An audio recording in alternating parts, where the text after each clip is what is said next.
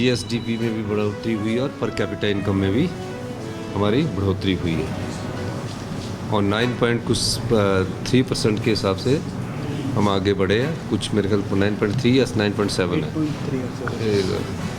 उसके 8.3 है, उसके हिसाब से हम आगे बढ़े हैं। पर हम चाहते हैं कि जो प्रदेश की संपदा को जो लुटा दिया जाता है, लूट लिया जाता है, उसको कैसे बचाया जाए, उस दृष्टिकोण से हम कार्य कर रहे हैं। आर्थिक सर्वेक्षण आज पेश किया आपने और एक सुखद खबर है, आर्थिक मोर्चे पर जीडीपी में बढ़ोतरी, पर्यटकों की आमद भी बढ़ोतरी हुई है। कैसे फायदा हिमाचल प्रदेश का हुआ है इसमें? देखिए, हमारी सरकार जब से बनी है, व्यवस्था परिवर्तन के अनुरूप नए नियम और नई योजनाएं और नए विचार लेकर आगे बढ़ रही है। 3 साल पहले हमने जो कहा था, अपने पहले बजट में देखा होगा कि जो हमारा प्राकृतिक सौंदर्य है और हम पर्यटन राज्य के रूप में जाने जाएं, उस दृष्टिकोण से हमने काम किया।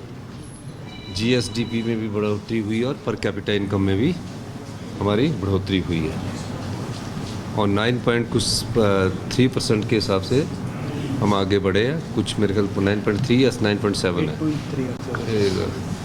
उसके 8.3 है, उसके हिसाब से हम आगे बढ़े हैं।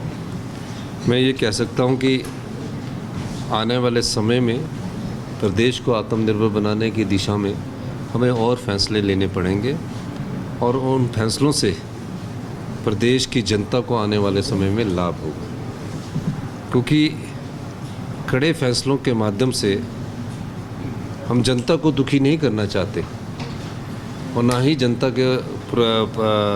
को किसी प्रकार से कोई कठिनाई का सामना करने के लिए हम चाहते हैं।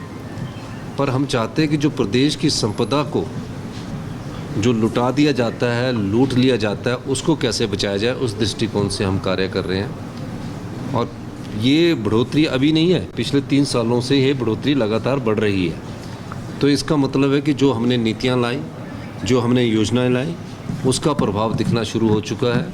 और जो मैं बार बार कहता हूँ कि प्रदेश आत्मनिर्भर बनेगा, हम उसमें बहुत तेज़ी से आगे बढ़ रहे हैं।